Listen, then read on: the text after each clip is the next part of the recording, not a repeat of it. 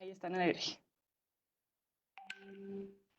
Bien, y retomamos entonces, veníamos hablando de la importancia de escuchar la voz de los niños y las niñas y de primera mano tener su testimonio y tener sus sentimientos, sus emociones y todo lo que les ha causado y lo que causan estas historias que ellos y ellas han vivido.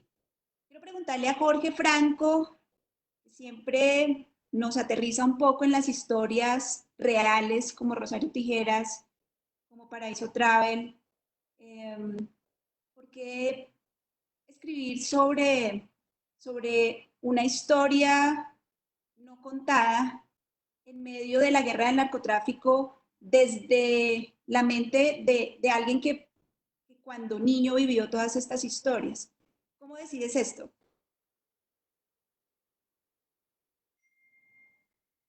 Mencionabas am, a Rosario Tijeras. Yo recuerdo que esa fue una historia que a mí me tomó por sorpresa. Como lo decía tal vez Armando también al comienzo, es una historia que me emboscó. Eh, y a pesar de haber vivido yo en Medellín durante toda esa época complicada de Escobar, del auge del cartel de Medellín, pues yo me encontré por escrito en una tesis, en unos testimonios de unas niñas, porque eran menores de edad, que estaban en una cárcel correccional en Medellín y que pertenecían a las pandillas del narcotráfico. Y ellas en esos testimonios pues contaban de por qué estaban allí, contaban pues como la violencia que ellas ejercían y la violencia que habían padecido. Y eso inmediatamente a mí me disparó la curiosidad para investigar un poco más. Y cuando pues empiezo a meterme muy a fondo en el tema, me doy cuenta pues que la cuota dramática, digamos, el aporte de sangre en toda esta guerra absurda del narcotráfico, la gran parte la estaban poniendo los niños, los menores de edad. Yo recuerdo haber visitado el cementerio de San Pedro en Medellín y quedé pues realmente acongojado cuando veo cientos de lápidas de niños que estaban allí, productos de una guerra tan absurda. Entonces, desde ahí comienzo yo como esa inquietud de ver, de ver la participación de los niños en esta guerra que realmente es la que más cerca me ha tocado, pues porque por haber vivido en Medellín tanto tiempo y por ser Medellín, digamos, como la ciudad que ha sido como casi que una especie de laboratorio en todo este tema del narcotráfico, porque, y digo laboratorio porque ha sido pues como el, primero la víctima y luego ver cómo esta víctima, esta ciudad se empieza a recomponer. Y desde esa época me llamaba la atención también unos personajes que eran los hijos de los narcos que no querían participar en la vida delictiva de sus padres, ni tener una participación violenta. Se les notaba, se les veía como la carga que estaban llevando, se les veía esa dualidad de tener que casi que de amar y odiar a un padre. A mí eso me confrontaba. Y obviamente yo sentía que en esa época o por lo menos en la época que yo comencé a escribir Rosario Tijeras, que ya fue hace ya más de 20 años, eh, me parecía complicado como víctimas de un conflicto, siendo ellos, porque ellos pertenecían, digamos, que al otro bando, ¿no? Al bando enemigo, entre comillas. Pero después cuando comienzo a mirar las etapas por las que ellos pasan, el señalamiento, las etapas de depresión, los intentos de suicidio de estos jóvenes, pues veo que en suma también son parte del conflicto que hemos vivido y son también de alguna manera diferente también víctimas del narcotráfico. Eso es muy importante dejarlo claro y es que los niños y las niñas no deciden este tipo de vida. No es una decisión a los 6 años, a los 8 años, a los 12 años, sino generalmente hay una situación detrás y generalmente hay una responsabilidad de los adultos. Yo veo que en el caso de Pilar, por ejemplo, Beatriz Linares, que ya no nos acompaña en esta tierra, escribe tu prólogo y ella decía detrás de cada historia de los niños, por ejemplo, vinculados con los grupos armados, reclutados, siempre habían más niños, que los que llegaban al ICBF no era el total de los niños que eran afectados. Eso quiere decir que hay un subregistro en las cifras de cuántos niños, no sabemos cuántos niños han estado vinculados a la guerra. No sabemos cuántos niños nunca regresaron, cuántos niños murieron, cuántos niños hoy son adultos que finalmente tienen una vida difícil por todo lo que vivieron. Entonces, la responsabilidad nuestra como adultos, y como lo dice la Ley de Infancia y Adolescencia, somos nosotros los responsables de proteger a los niños. Los niños tienen que autoprotegerse, no deciden ir a la guerra, no deciden ser reclutados. Hay unas múltiples causas. Me gustaría que habláramos un poquito de cuál es ese papel de nuestra sociedad y del Estado en todo esto. ¿Cuáles han sido las causas por las cuales los niños terminan en la guerra en Colombia? ¿Por qué los niños tienen que ir a la guerra? ¿Por qué los niños son afectados por el conflicto? ¿Por qué los niños y las niñas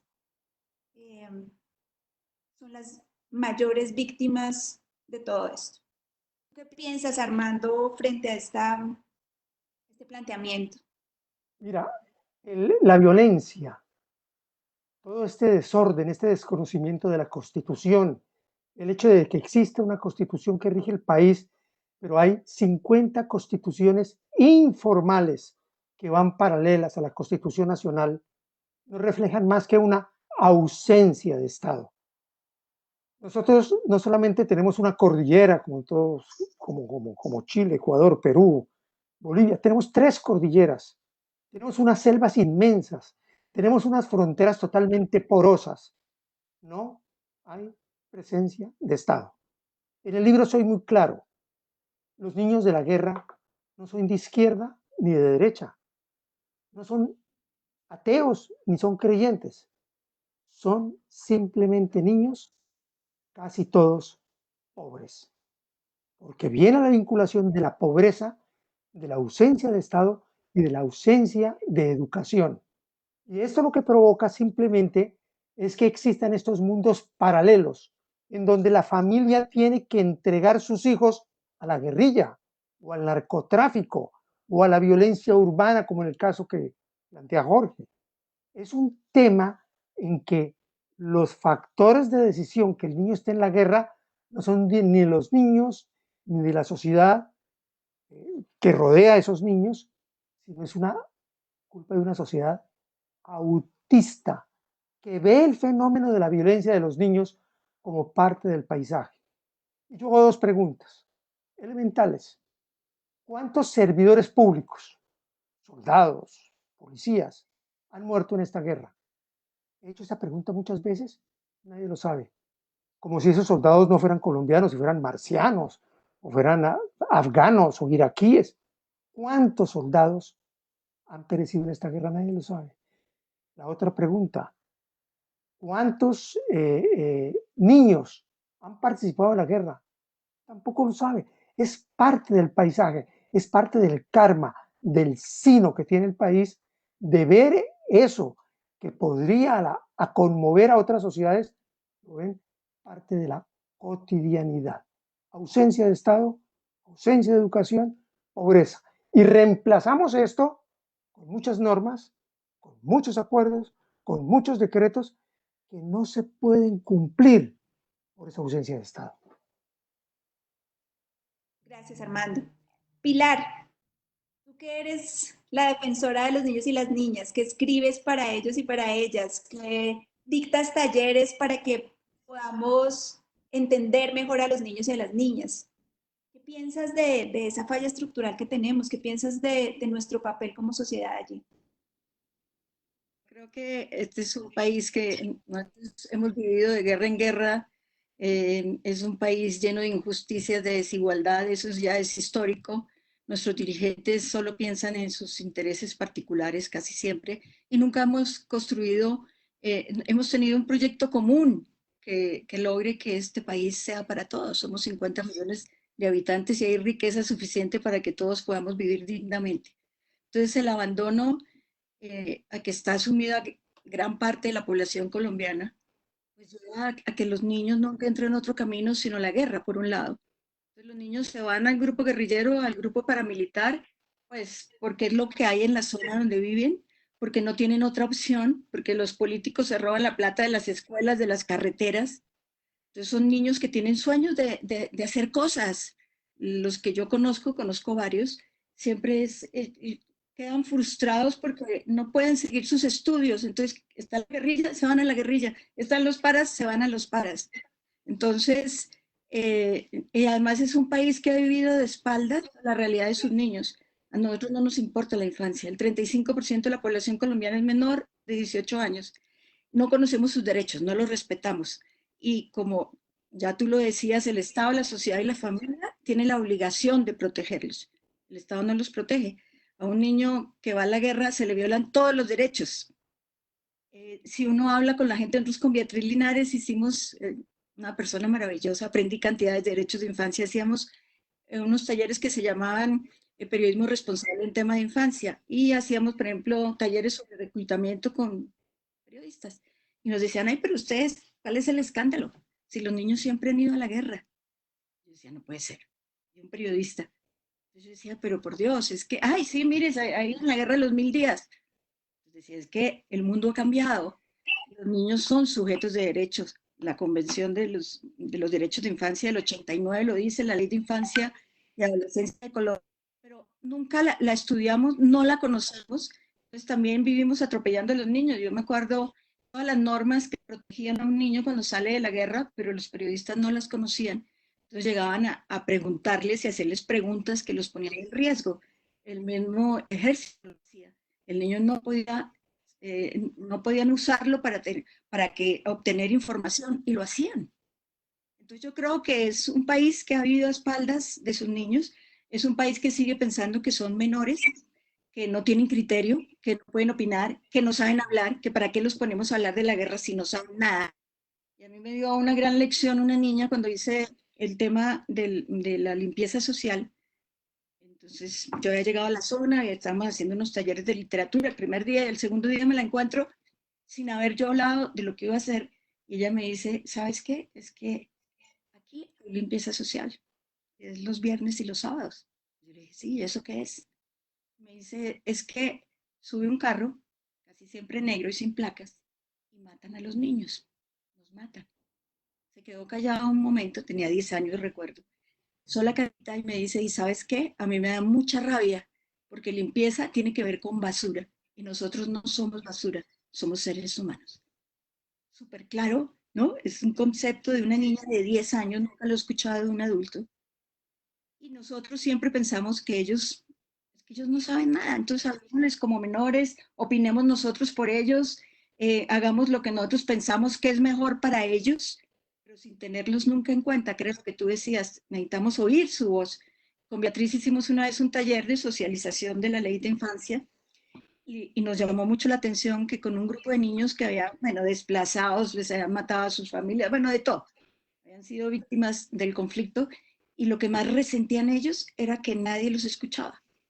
Entonces decían, le quiero hablar al profesor y me dice, cállate, le voy a decir a mi mamá algo y cállate. Entonces, tenemos que oír sus voces y tenemos que escuchar qué es lo que ellos piensan de su propia realidad. Pero sí, yo creo que es un país que ha vivido de espaldas a los niños y lo que se escriba para niños no importa, lo que sufran los niños no importa y muchas veces los temas son tratados en los medios con mucho amarillismo, con mucho morbo, pero no llegando como a la raíz del problema.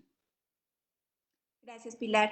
Y Jorge, en tu caso, esa sociedad enferma, todo lo que viste y has vivido con el tema de la guerra del narcotráfico y los niños en medio, ¿qué responsabilidad tiene la sociedad que ves tú como causales de este flagelo? No, es total. Digamos que cuando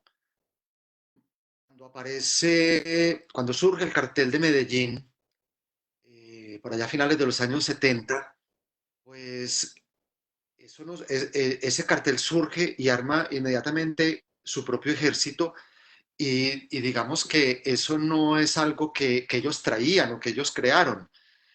Ellos echan mano de una cantidad de jóvenes que vivían en las comunas de Medellín, en los barrios marginales, que eran hijos al mismo tiempo, a su vez eran hijos de otra generación, de desplazados, de gente que tuvo que emigrar a las ciudades, y eran muchachos que no tenían vivían pues con las mínimas condiciones, no tenían las oportunidades de educación, de vivienda, de deporte, de cultura, y lo que vio ahí el cartel de Medellín, pues fue la oportunidad de reclutar a estos muchachos, poner un dinero sobre la mesa para mostrarles a ellos pues que tenían una oportunidad y inmediatamente pues eso fue un atractivo para ellos, pero eran unos muchachos que habían sido olvidados por el Estado, olvidados por la sociedad y en ese sentido pues yo reitero siempre que somos una sociedad fallida.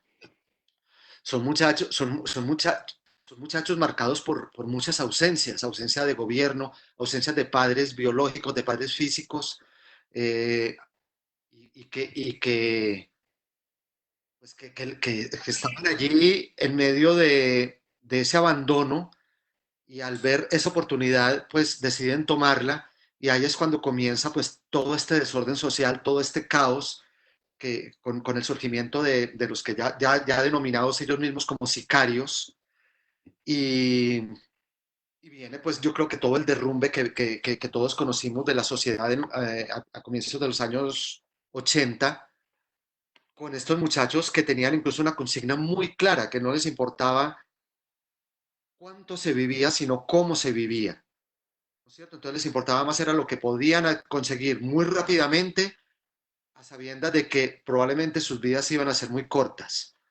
Y comenzamos a juzgar a esos muchachos, a señalarlos como si fueran pues el producto de un fenómeno que no nos incluía a nosotros, a la sociedad en general, cuando en realidad nosotros fuimos los que pusimos esos muchachos en las calles, en los barrios, en condiciones pues muy desfavorables y los que sí supieron hacerlo fueron los narcotraficantes que los tomaron para formar sus bandas. Gracias, Jorge. Tenemos preguntas de las personas que están conectadas.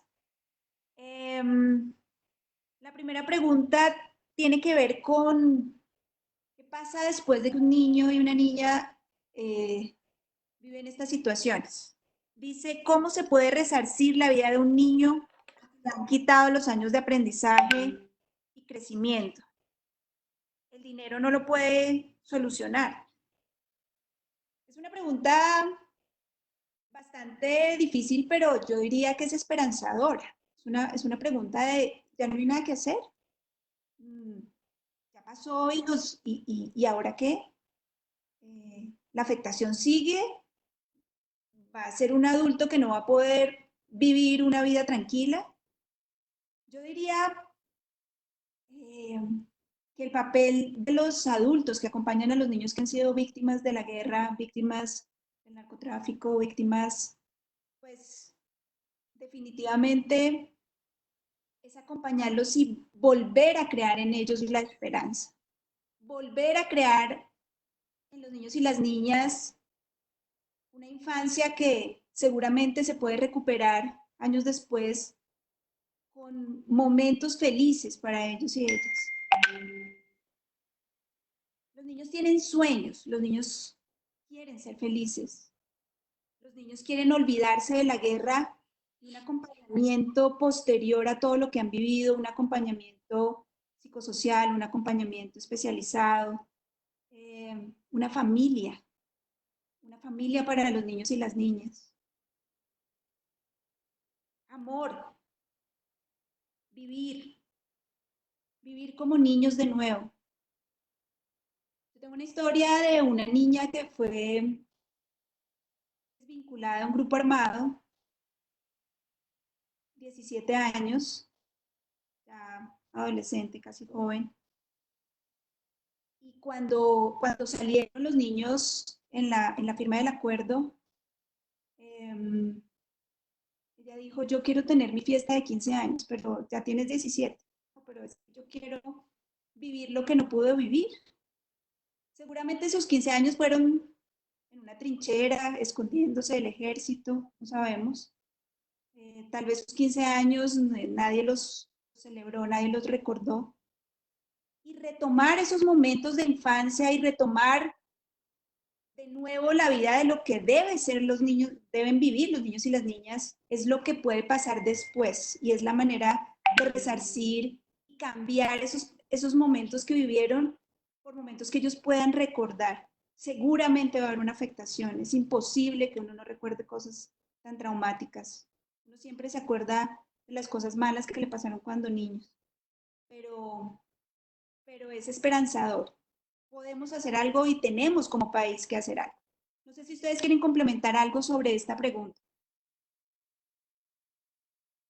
No sé, sí, sí, a mí me parece que tenemos una deuda muy grande con los niños. Es muy difícil para ellos, como dicen, volver a la civil, porque además sienten rechazo, sienten que los miran con desconfianza, se sienten extraños y además entran a un batallón, como alguno me decía, si un muchacho normal que ha estudiado, ha podido hacer bachillerato, no consigue trabajo, ¿qué tal nosotros? Entonces uno ve que muchos de ellos empiezan a tocar puertas y no, ninguna puerta abre. Entonces es muy difícil, yo creo que hay muchas falencias en los programas de reincorporación. Hay algunos que logran y conozco algunos que han terminado carrera profesional, han tenido apoyo, pero yo creo que son los menos. Los más siguen a la deriva y en el batallón de pobres de este país que no tienen opción de nada. Yo solo conozco un proyecto precioso que hicieron en Toribío los indígenas NASA, de cómo hacer que los niños volvieran y dejaran las armas. Ellos en una vereda donde todos los niños al terminar la primaria, muchísimos niños iban a la guerrilla. Ellos dijeron la única opción es crear un bachillerato, que claro, no podían ir al pueblo porque era muy costoso para seguir estudiando. Hicieron ese colegio y en un comienzo los niños guerrilleros podían entrar, dejaban el arma afuera y podían entrar con su uniforme y en la noche se iban a su campamento. ¿Y qué hicieron? Ellos los hicieron sentir importantes, les hicieron sentir que eran valiosos, que tenían conocimientos, que habían, incluso en la guerra, aprenden cosas muy valiosas y nosotros las desconocemos. Entonces, por ejemplo, un pelado que estuvo como 12 años en la guerrilla, volvió al colegio, se sentía grande en su curso, como desfasado, pero entonces ellos hacen clases en la montaña, muchas clases se dan es caminando por la montaña, y el guía y el que los llevaba por la montaña era precisamente ese sardino que conocía toda la zona porque la había caminado a pie con un fusil al hombro. Entonces lo hicieron sentir importante. Es que yo creo que el niño necesita reconocimiento. Muchos se van también en la guerra porque el arma les da reconocimiento.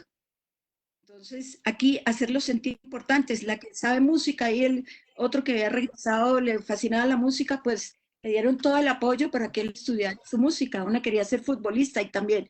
Y poco a poco, ellos sintieron que de este lado tenían algo que los hacía sentir bien, que los querían y que eran importantes en la sociedad. Pero mientras ellos lleguen y los rechacemos, entonces algunos me decían, es que yo me siento como una cucaracha, cualquiera me puede aplastar. En cambio ya me sentía importante porque yo llegaba al caserío con un fusil y hasta los cuchos me obedecían. Entonces yo creo que, como lo decía Beatriz Linares, tenemos que ver cómo los hacemos sentir de este lado. Si los queremos atraer a este lado, tenemos que hacerlos sentir que ellos valen, que los queremos y que son importantes para el país. Y no que ellos sientan un rechazo permanente, que es lo que muchas veces pasa. Gracias, Pilar. No sé si Armando o Jorge quieren complementar. Sí, yo quería complementar en lo siguiente una cosa totalmente práctica. No hay cosa que tenga mayor valor que el testimonio. A mí se me ocurre que si se pudieran reunir estos niños, organizarlos y dentro de esa organización pasar a dar ese testimonio en un tour, en un recorrido por toda Colombia. Porque es que nosotros estamos divididos entre los que estamos jugando en la cancha y los que están dirigiendo la guerra desde la tribuna. Pero si un grupo de muchachos que ha sufrido las consecuencias de esas injusticias, de estos atropellos, da su testimonio a niños que no conocen la guerra, él se va a sentir importante como portador de ese testimonio. Y ese testimonio va a servir para que personas que no tienen ningún interés, no tienen ningún dolor asociado a la guerra, comprendan exactamente la dimensión de lo que este muchacho sufrió y creen una corriente de solidaridad alrededor de los niños de la guerra. No es decir pobrecitos, no es, en mi concepto, celebrarles los 15 años cuando tienen 20. No, es tomar su experiencia valiosísima y convertirla en un testimonio itinerante para que le cuenten a esa Colombia autista, a esa Colombia indiferente a la guerra, le cuenten lo que verdaderamente sufre, padece, vive otro colombiano de su misma edad que ha sufrido todos los rigores y todas las ausencias de la guerra. Gracias, Armando. No sé si Jorge quisieras decir algo sobre la pregunta. Bueno, yo no sé si va directamente con el tema, pero yo creo que de todas maneras hemos hablado del Estado, hemos hablado de la guerra, pero yo creo que hay una responsabilidad que cabe aquí mencionar y es la de los padres de familia. Eh, Hablaba yo, por ejemplo, de las ausencias que hay para estos niños, ¿no? Niños sobre todo ausentes de padres, hijos de madres cabeza de familia. Yo creo que hay un tema de familia que yo creo que vale la pena también mirar, ¿no? Y vincularlo sobre todo a la educación, pero no la educación, no tanto la educación de los niños, sino la educación de los padres. Porque yo creo que digamos, cuando falla el Estado, cuando falla la educación, cuando falla el colegio, eh, yo creo que el único asidero que tiene un niño siempre es la familia. Yo creo que la familia, digamos que es como el centro, el núcleo, y de ahí comienza todo como a abrirse. Y la disfuncionalidad de muchos de estos jóvenes, de estos niños en la sociedad, tiene mucho que ver con familias muy disfuncionales. Entonces yo creo que es un tema que, que está relacionado con todo esto del comportamiento equívoco de los niños en la sociedad. Lo que estás diciendo es una de las premisas más importantes porque el derecho a la familia de los niños y las niñas pues, es fundamental para todo su desarrollo. Los niños que desafortunadamente no pueden crecer en su familia de origen, tienen la oportunidad de crecer en una familia de acogida, tienen la oportunidad de crecer con otra familia, todo tipo de familias. Pero lo importante es que esa familia sea una familia protectora, sea una familia que los cuida, que los quiere, que los acompaña. Y los niños en Colombia y en el mundo, y Colombia se acoge a la Convención de Derechos del Niño, son sujetos de derechos. Y esto es un mensaje, y creo que para ir finalizando y cerrando, es un mensaje para cada uno de los adultos que hoy nos escuchan. Somos nosotros los responsables de que todos los niños y las niñas en Colombia sean felices. Si nosotros dejamos pasar situaciones de violencia, de abuso, de maltrato, de negligencia, si no denunciamos, si no preguntamos, si no sabemos cómo hacerlo, hay muchas organizaciones que trabajan en la defensa de los derechos de los niños que pueden ayudarnos. Jessica, de 6 años, Mayra, de 10 años, Manuel, de 8 años, Enrique, de 9 años, Larry, de 12 años, todos ellos personajes de sus libros. Jorge, Natalia, de 2 años, Sofía, de 13 años, Anita, de 3 años. Son nuestra responsabilidad. Tienen voz, tienen derechos, nacen con sus derechos. Y los adultos nos hemos encargado históricamente de romper su corazón, de vincularlos con el conflicto, de maltratarlos, de abusar de ellos y ellas. Yo creo que este momento es muy importante porque la responsabilidad es, así yo no tenga hijos, o así yo no tengo, o si tengo sobrinos, o si tengo vecinos, de proteger a todos y todas. No importa que no sean mis hijos, pero los niños en Colombia deben crecer felices, deben crecer en familia, deben crecer rodeados de amor. No se puede normalizar la violencia contra los niños. No está bien que los niños estén siendo afectados por todo esto, hayan sido afectados y no pase nada y no nos importe. Nos debe importar. Yo creo que ese mensaje es muy importante para todas las personas que nos oyen. Somos responsables. Somos los que tomamos las decisiones sobre los niños y las niñas, pero debemos escucharlos. Ellos deben participar en nuestras decisiones si tienen que ver con ellos. Ellos deben ser escuchados. Y hay muchas formas de hacerlo, podemos informarnos. En este momento hay millones de herramientas para proteger a los niños y a las niñas en nuestros hogares en este momento de confinamiento y para hacerlos importantes. Tienen un lugar muy importante en la sociedad, muy importante en nuestras vidas y ese es nuestro papel. Un mensaje final para todos nuestros participantes hoy. Jorge. No sé, yo creería que, a ver, nosotros también, los que estamos aquí hablando, somos niños, y a lo mejor también fuimos víctimas de algunos errores, vimos conductas que no deberíamos seguir. Yo pienso que hay un punto en el que hay que romper esa cadena. Yo creo que, digamos, cuando yo era niño, los otros niños, por ejemplo, menos favorecidos que cuidaban carros, por poner un ejemplo muy simple, eso eran parte del paisaje, ¿no? Se me vio como una cosa casi que natural ver a un niño mendigando, ¿no? Tenemos que casi que volver, escandalizarnos con algo que volvimos muy normal, muy común. Entonces es como romper unos ciclos para que no se sigan repitiendo y que los niños vuelvan a tener más oportunidades. En el papel está escrito, la Constitución pone al niño por encima incluso de sus mismos padres. Eh, pero creo que como adultos hemos ido fallando, seguimos fallando, hubo fallas en los adultos que nos crearon a nosotros, pero la idea yo creo que es ir reduciendo eso un poco, hasta, pues digamos, para irles ofreciendo a los niños mayores garantías, mayor calidad de vida, mayor seguridad. En estos días de confinamiento,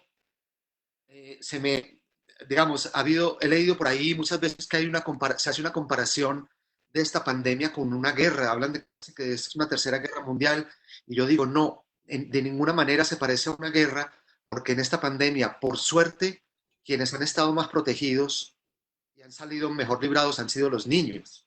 La guerra no discrimina eso, esta pandemia por lo menos ha tenido, digamos, como esa gentileza de proteger a los niños. Entonces, yo creo que eso es un poco, no sé por qué, siento como que es un mensaje que nos está diciendo también la naturaleza, ¿no? Estos son los que tenemos que cuidar, ellos son los que vienen y yo creo que deberíamos de cortar esos ciclos de violencia, de aislamiento, de ausencias, para que los niños se sientan más protegidos. Gracias, Jorge. Armando. Mensaje final, Marcela, gracias. Yo tengo una premisa acá, un principio, un axioma. Para mover hay que conmover. Cuando yo estaba escribiendo esta novela del niño que me perdonó la vida, yo quedé conmovido con la historia secreta que yo desconocía de Enrique. Y quedé realmente sorprendido. Para mover hay que conmover. Creo que los escritores tenemos una responsabilidad grande, es tomar a la sociedad y con nuestras historias de niños conmoverlos, que es la única forma de moverlos. Cuando presenté la novela, el hombre, el teniente que capturó originalmente a Enrique, se odiaban, nunca se habían conocido. Se conocieron 50 años después y se abrazaron. El teniente le dijo: yo no capturé un guerrillero, usted estaba armado, usted estaba equipado, usted tenía un fusil. Yo capturé no un niño, yo capturé fue un guerrillero. Y el otro le contestó, yo siempre lo he querido a usted, porque así usted no me lo reconozca, yo le tengo que agradecer que me hubiera dado una segunda oportunidad sobre la vida. Se abrazaron. Y en ese momento lloramos las 150 personas que estábamos allí. Para mover, hay que conmover. Bonita frase. Gracias, Armando. Pilar, mensaje final. Bueno, yo creo que tenemos que pensar en la responsabilidad que asumimos cuando vamos a tener un hijo. Yo creo que el primer derecho que tiene un niño es ayudar al mundo porque hay un hombre y una mujer que se aman y lo aman a él y quieren que venga al mundo. Los hijos no deseados me parece muy dolorosos, son niños que son mirados como estorbos y según algunas cifras, el 50% de los niños en Colombia son niños no deseados. El niño no puede ser resultado y venir al mundo porque no me cuidé, porque es que yo quiero que no me abandone, porque es que he tenido 5 novios y entonces todos me exigen tener un niño. Entonces, no sé, a mí eso es algo que me preocupa y que yo creo que tenemos que pensar y trabajar además mucho con los sardinos, con los jóvenes en los colegios, ¿no? La maternidad y la paternidad responsable. Los niños tienen que llegar al mundo rodeados de amor y no por ay, es que me equivoqué, uy, no me cuidé y llegó Juanito, Pedrito, María, Juana y ahí se derivan muchos problemas. Entonces hay muchas cosas por arreglar y cambiar, pero también estoy de acuerdo con Armando que todos estos libros que escribió Jorge, el que escribió él, los que he escrito yo, los que han escrito muchos escritores colombianos sobre el problema del conflicto y la niñez, pues nos tienen que mostrar una realidad que muchas veces no queremos mirar y que entre todos tratemos de cambiarla. Muchas gracias, Pilar.